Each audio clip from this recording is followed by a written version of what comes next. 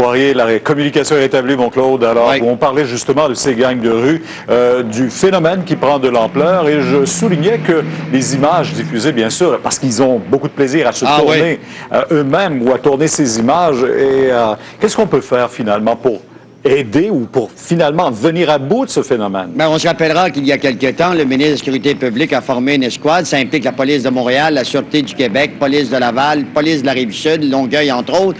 Et on a formé une escouade dans le but de contrer les gangs de rue. Parce que là, on a réussi il y a quelques années à neutraliser le groupe des motards criminels, mais c'est pas d'hier. Moi, je me souviens, au début des années 90, il y avait un haut gradé au service de police à l'époque de la communauté urbaine qui avait dit que ces gangs de rue-là, ces jeunes-là, qui étaient dans des groupes, étaient recrutés par le monde du crime organisé. On leur faisait faire certains travail. Et on l'a vu, entre autres, au niveau des motards. Souvenez-vous, il y a quelque temps, Pierre, il y a eu un procès où un accusé venait justement du milieu des gangs de rue. Alors, c'est devenu un problème majeur, la question des gangs de rue. Et je le disais en manchette, c'est devenu un des groupes les plus violents. Écoutez, M. Gagné le disait dans son reportage un peu plus tôt, depuis le début de l'année, sur le territoire de la ville de Montréal et également Laval, il y a eu 9 meurtres reliés directement à la question des gangs de rue. Et quand on parle avec des gens qui sont propriétaires de bars, des gens qui sont propriétaires de groupes au niveau des danseuses, des agences de danseuses, on nous dit que depuis que les motards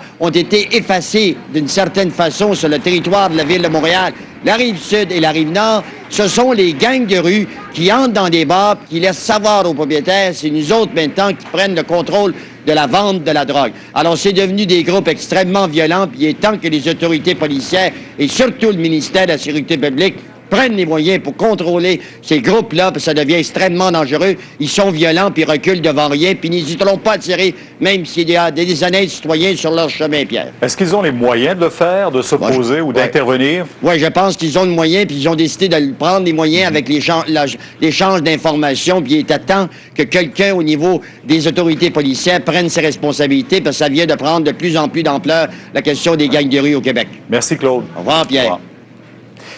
C'est ce qu'on craignait le plus du côté de Toronto, et cette histoire, c'est très